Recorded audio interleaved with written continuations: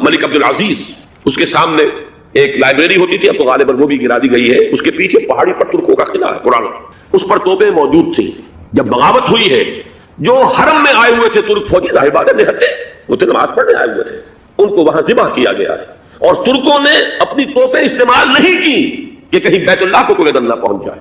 بہرحال یہ غداری ہوئی ہے پہلی جنگ عظیم کے دوران، اور نہ صرف ترکوں کے، عربوں نے کی ہے۔ جیسا کہ میں نے کہا تھا، دو ہیں سب سے بڑے مجرم روئے ارضی کے اوپر امت مسلمہ کے طبقات۔ ہمارا پنجابی سپاہی بھی جا کر انگریزوں کی مدد کر کے ایلن بی کو قبضہ جو لے کر دیا بغداد کا، اس میں ہمارے مسلمان پنجابی سپاہی بھی شامل تھے۔ یہ خون چکاں باب ہے ہماری تاریخ کا اس صدی کا۔ لیکن اس کے بعد سلطنت عثمانیہ کے ٹکڑے ہو گئے، چیچڑے ہو گئے۔ ایک انگریز نے لکھا ہے یہ جملہ، ذہن میں بجھا ہوا جملہ، کہ تاریخ میں یہ بات سب ہو جائے گی کہ ایک انگریز نے اس سلطنت کے ٹکڑے کر دیے کہ جو عمر فاروق نے قائم کی تھی رضی اللہ تعالیٰ عنہ۔ یہ پورا عالم، یہ تمام علاقہ کس نے فتح کیا؟ یہ بات ہاتھ بدل گئے تھے، پھر ترک آ گئے، خلافت عثمانیوں کے پاس چلی گئی، لیکن یہ سلطنت تو حضرت عمر رضی اللہ تعالیٰ عنہ کے زمانے سے چلی آ رہی تھی۔ اس کو ایک انگریز کرنل نے، اور اس نے بغاوت میں آمادہ کر کے عربوں کو اور ترکوں کے پیٹھ میں چھرا ڈھکوا کر ان کے ذریعے سے اور ٹکڑے کر دیے۔ لیکن جب جنگ ختم ہوئی، اب انہوں نے کہا کہ اب ہمیں آزادی دیجیے۔ اب انہیں معلوم ہوا کہ غداروں کو دنیا میں کیا ملتا ہے، ٹکڑے کر دیے گئے۔ یہ حصہ عراق یہ انگریز کے پاس رہے گا، شام کا یہ علاقہ یہ فرانسیسیوں کے پاس رہے گا، مصر پر انگریزوں کا تسلط رہے گا، لیبیا اطالویوں کے پاس رہے گا۔ لے دے کر یہ جو علاقہ تھا حجاز، تو وہاں کچھ تھا ہی نہیں، بوادٍ غیر ذی زرع، یہ عربوں کے پاس چھوڑ دیا گیا۔ اس وقت جو بادشاہ ہیں شاہ حسین اردن کے، ان کے دادا سب سے بڑے غدار وہی تھے، لہذا ان کو اس علاقے کی بادشاہت دے دی گئی۔ اس کے بعد نجد سے تحریک اٹھی ہے، وہ سعودی جو خاندان ہے وہ نجد سے اٹھا۔ نجد میں اس وقت کچھ بھی نہیں تھا، وہ تو صرف ریت کے تودے تھے اور کچھ بھی نہیں، لہذا ادھر کسی استعماری قوت کو دیکھنے کی ضرورت ہی نہیں تھی۔ وہ تو بعد میں تیل برآمد ہوا اور اس کی حیثیت ہو گئی، اور یہ امارات کا علاقہ جو ہے اس کی دنیا میں اب گویا کہ یوں سمجھیے کہ جو سب سے زیادہ اہم علاقے ہو سکتے ہیں روئے ارضی کے نقشے پر، ان میں سے ایک وہ ہو گیا۔ لیکن یہ اس وقت کی بات میں کر رہا ہوں، کوئی حیثیت نہیں تھی، لہذا اس کو چھوڑ دیا گیا۔ یہ ہے تاریخی پس منظر، یہ لکیریں جو کھینچی گئی ہیں، یہ ایک ملت اسلامیہ کو جو قومیتوں میں تقسیم کیا گیا، پھر نعرے لگوائے گئے المصر للمصریین، الشام للشامیین۔ اب شامی ایک علیحدہ قوم ہو چکے ہیں، مصری ایک علیحدہ قوم ہو چکے ہیں، عراقی ایک علیحدہ قوم ہو چکے ہیں۔ یہ ساری تقسیمیں استعمار کی پیدا کرنا ہے، اس کا کوئی تعلق اسلام کے ساتھ نہیں۔ اب ضرورت تو اس بات کی تھی کہ استعمار کے پنجے جب یہاں سے کچھ ہٹے، دوسری جنگ عظیم کے بعد ایک دور آیا، امریکہ ابھرا ہے دنیا کی عالمی سطح پر سیاست میں، اس کے ہاں کچھ آزادی کے تصورات تھے، اس نے بھی سپورٹ کیا۔ برطانیہ کمزور ہو چکا تھا، وہ اتنے بڑے علاقے کو ہولڈ نہیں کر سکتا تھا۔ ہندوستان بھی آزاد ہوا، پھر یہ کہ اور دوسرے علاقوں سے بھی اس کو پسپا اختیار کرنی پڑی۔ استعمار کے پنجے جس طرح بھی ہوئے، ان کے سینوں سے، عربوں کے سینوں سے جو ہے گویا کہ وہ ہٹے، لیکن امریکہ نے ایک اپنی بہت بڑی حکمت عملی جو اختیار کی، عالم عرب کے سینے میں اسرائیل کا خنجر پیوست کر دیا، تاکہ یہ کبھی آزاد نہ ہو جائیں، ہمارے انگوٹھے تلے رہے، ہماری پالیسی گورن کرے۔ یہ استعمار کا دوسری جنگ عظیم کے بعد، جہاں برطانوی استعمار، فرانسیسی استعمار رفتہ رفتہ یہ ہٹنے شروع ہوئے۔ صدر ناصر نے انگریزوں کو اٹھا کر پھینکا میڈیٹرینین میں اور دوسرے جگہوں سے، الجزائر نے آزادی حاصل کی فرانس سے، اطالویوں سے جو ہے لیبیا والوں نے آزادی حاصل کی، یہ ہو گیا۔ لیکن ایک خنجر پیوست کر دیا گیا اسرائیل کا سینہ عرب۔ اس صورتحال میں ظاہر بات ہے کہ ایک تو بڑی آئیڈیل پوزیشن تھی کہ پورا عالم اسلام متحد ہو، لیکن وہ تو بہت دور کا خواب معلوم ہوتا ہے۔ علامہ اقبال سے بڑا کوئی نقیب نہیں ہے ملت اسلامی کی وحدت کا، ایک ہو مسلم حرم کی پاسبانی کے لیے نیل کے ساحل سے لے کر تابخا کے کاشغر۔ لیکن انہیں بھی اپنے لیکچرز میں کہنا پڑا کہ اس وقت جو صورتحال ہے، پورے عالم اسلام کی ایک وحدت بن جانا تو تقریباً ناممکن نظر آ رہا ہے۔ اگر کسی طرح ایک common wealth of Muslim nations وجود میں آ جائے تو بھی بڑی کامیابی ہوگی، لیکن اس سے بھی پہلے یہ تو زیادہ آسان تھا کہ عالم عرب ایک وحدت کی شکل اختیار کرے۔ یہ تو ایک قوم ہے، اکثر و بیشتر ایک نسل یا زیادہ دو نسلیں کہتی ہیں، شمالی افریقہ میں بربر نسل بھی ہے، باقی تو سب عرب ہے۔ یہ پورا عالم ایک نسل، ایک زبان، پورے اتنے رقبے کے اوپر بولے جانے والی ایک زبان، یہ تو ایک ہو جائے۔ افسوس یہ ہے کہ اس کا ایک ہو جانا، ایک شخصیت ابھری تھی جو مذہبی مزاج کی شخصیت تھی، جو دینی مزاج کی حامل شخصیت تھی، اگر اس کی قیادت میں عالم عرب متحد ہو جاتا تو واقعتاً ایک بہت بڑا جو ہے مرحلہ وہ طے ہو جاتا پوری عالمی ملت اسلامیہ کی ایک وحدت اختیار کرنے کا۔ وہ شخصیت تھی شاہ فیصل شہید کی، اور اس لفظ کے ساتھ ہی آپ کے ذہن میں آ گیا ہوگا کیوں انہیں شہید کر دیا گیا، کس نے کیا کرایا، کہاں سے تعلیم حاصل کر کے آیا تھا وہ جس نے شہید کیا شاہ فیصل شہید کو۔ اس کی گردن پر کون سوار تھی؟ وہ یہودی لڑکی کے جس کے فوٹو بھی شائع ہوئے، ایک گردن پر اٹھائے کھڑا ہوا شہزادہ اپنی ایک یہودی دوست کو، لڑکی کو، اور وہی ہے کہ جس نے جا کر پستول سے شہید کیا ہے۔ جہاں اچھی طرح جان لیجئے، جیسے بارہا میں نے عرض کیا ہے کہ حضرت عمر کو شہید کرنے والا کہنے کو ابو لولو فیروز تھا، لیکن اس کے پیچھے پورا ایرانی نسل پرستی کا جو پورا پس منظر ہے، اسے تو ہر شخص جس کی ذرا بھی نگاہ جو ہے، جو صرف منظر کو نہ دیکھ رہی ہو، پس منظر کو بھی دیکھنے والی ہو، وہ تو جان دے گی کہ ابو لولو فیروز ایک فرد کا نام نہیں تھا، وہ ایران کا انتقام تھا عالم عرب سے۔ بالکل اسی طریقے سے یہ امریکی استعمار کا ہتھ کنڈا تھا، اسے محسوس ہوا۔ شاہ فیصل مذہبی مزاج کا شخص، یہ ابھر رہا ہے، اور یہ شاہ فیصل کی حکمت عملی کا ذرا آپ اندازہ کیجئے۔ لاہور میں سمٹ کانفرنس ہوئی، اس میں وہ آئے، سب سے ٹاورنگ پرسنالٹی پورے اس وقت عالم اسلام کے اندر شاہ فیصل کی تھی، اور وہ گویا کہ ایک بہت ہی جس کو کہا جائے کہ ایک بہت ایلڈرلی، ایک بزرگانہ ایک شخصیت جو ہے، اور انہوں نے اپنی دولت کے دروازے، عرب میں وہ مشہور تھے کہ نہایت خسیس اور بخیل انسان ہے، اس لیے کہ وہاں وہ خرچ کرتے تھے حساب کتاب کے ساتھ، لیکن ان کے خزانے کھلے ہوئے تھے عالم اسلام کے لیے، ادھر بھی مدد ہے، ادھر بھی مدد ہے، ادھر بھی کام ہو رہا ہے، ادھر بھی کام ہو رہا ہے۔ پھر انہوں نے تیل کا ہتھیار استعمال کر کے ایک دفعہ امریکہ کو دن میں تارے دکھا دیے تھے، لہذا ان کا ہٹایا جانا سین سے یہ امریکی استعمار کے لیے لازم تھا۔ اب لے دے کر رہ گئے کون؟ سیکولر مزاج کے لوگ۔ پہلی اٹیمپٹ جمال عبد الناصر نے کی، ناکام ہو گیا۔ قذافی صاحب نے کوشش کی کہ وہ ان کی جانشینی حاصل کر لے، ناکام ہو گیا۔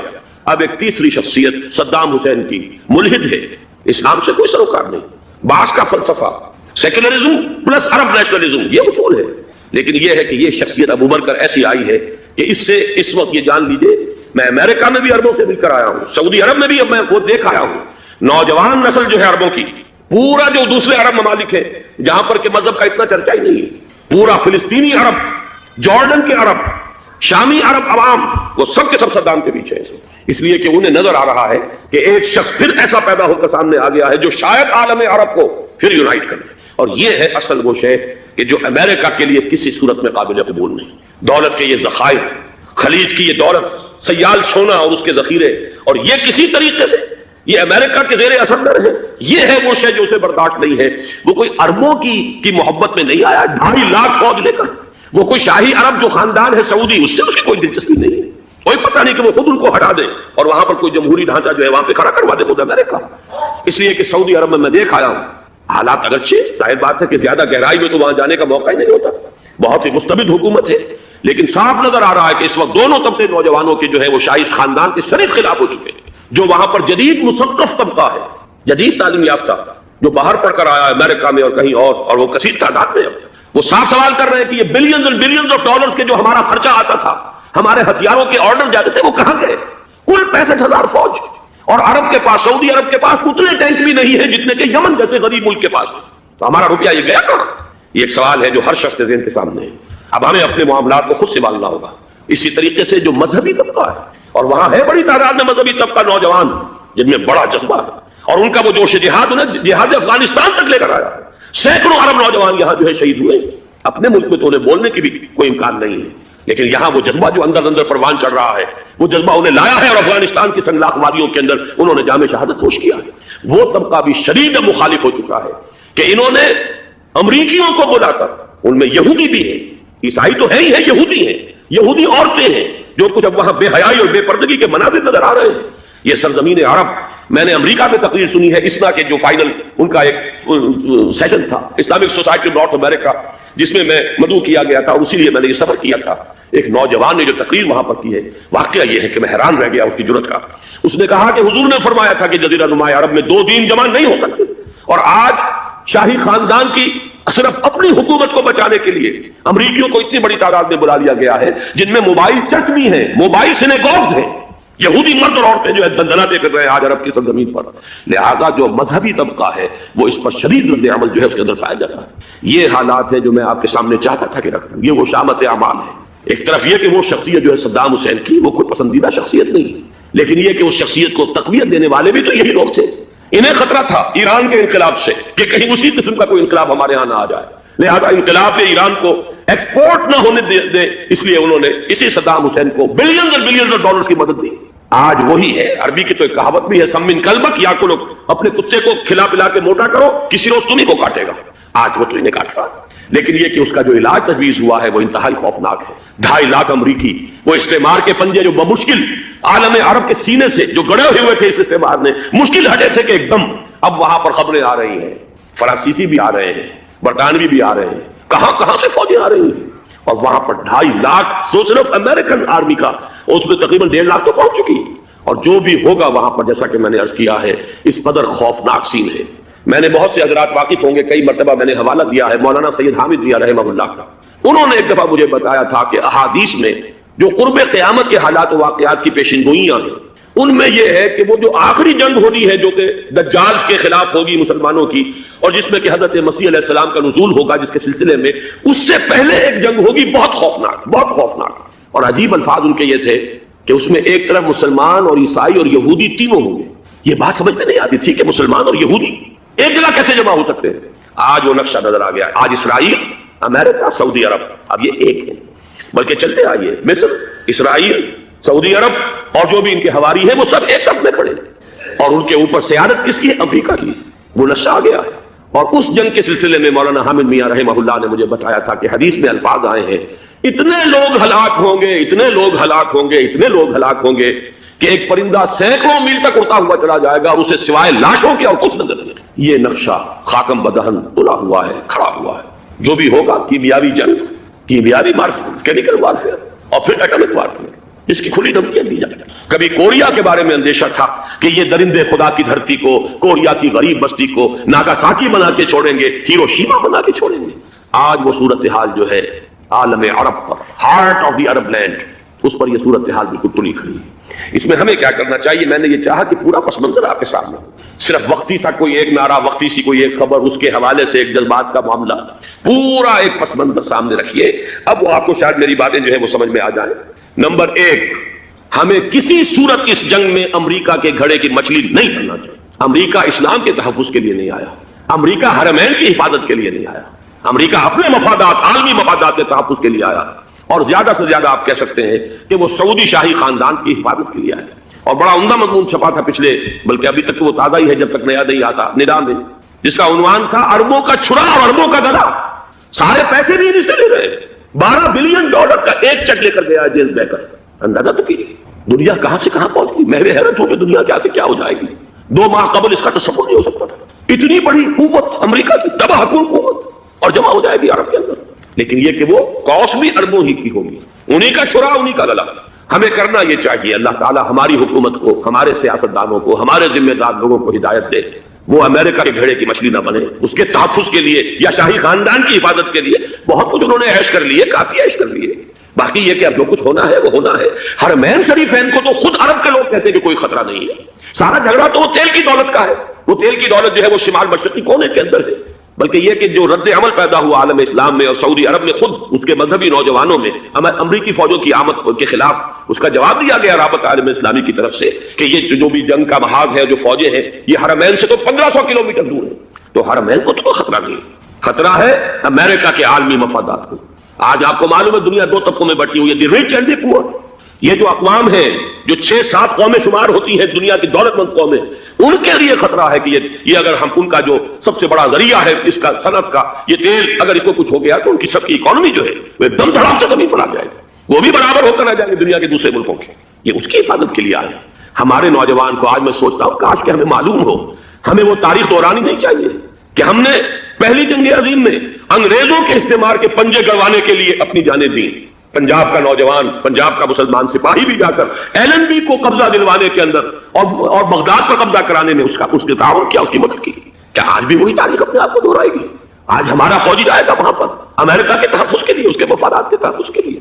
पहली बात यह कि हरगिज़ नहीं होना चाहिए। होना क्या चाहिए? पहली कोशिश ये हो कि ये बैनुल इस्लामी मामला बने, मुसलमान उम्मत आए, अमरीकी फौजें जाएं, फ्रांसीसी जाएं, बरतानवी जाएं। हाँ, इस सूरत में मैं कहता हूं पाकिस्तान का एक एक बच्चा वहां जाए और अपनी जान कुर्बान कर दे, इसलिए कि ये कुरान का हुक्म है।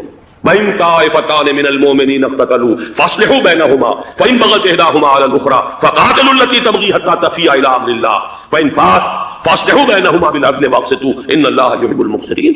उम्मत मुस्लिमा को हुक्म दिया गया है, अगर मुसलमानों के 2 गिरोह लड़ पड़े तो तुम सुलह कराओ, और अगर एक फरीक ज़ियादती पर तुला रहे, अड़ा रहे, तो अब सब मिलकर उससे जंग करो।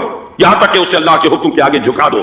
پھر اگر وہ اللہ کا حکم مان لے صلح پر آ جائے تو پھر عدل و قسط کے ساتھ ان کے درمیان صلح کرا دو.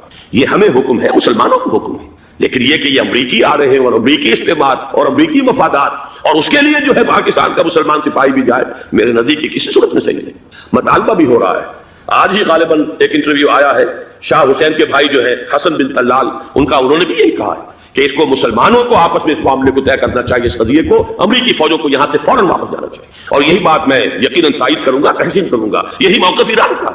ایران عراق کے خلاف جو یو این او کے سینکشنز ہیں، کہتا ہے ہم اس کی پابندی کریں گے، لیکن امریکہ کو یہاں سے نکلنا چاہیے. یہ مسلمانوں کا اپنا معاملہ ہے، وہ آپس میں طے کریں.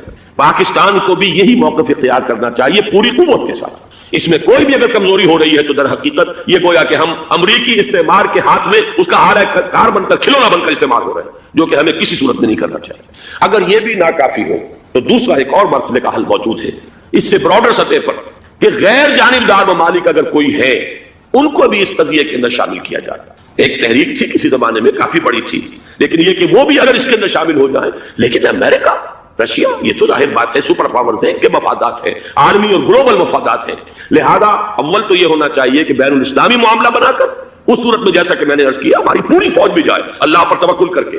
پاکستان کا محافظ اللہ ہوگا. اگر اللہ کے ایک حکم کے اوپر عمل کرتے ہوئے مسلمان یہاں سے جائیں اور جا کر وہاں پر جو ہے اپنی جانیں دینے کو تیار ہو جائیں.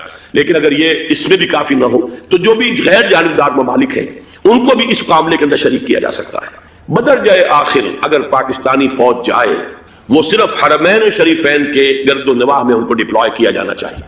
اگر خدا نہ خواستہ وہاں پر کوئی آنچ آنے کی شکل پیدا ہو جائے تو اس کی، اے ارض پاک تیری حرمت پہ کٹ مرے ہم، اس کے لیے مسلمانوں کو تیار رہنا چاہیے.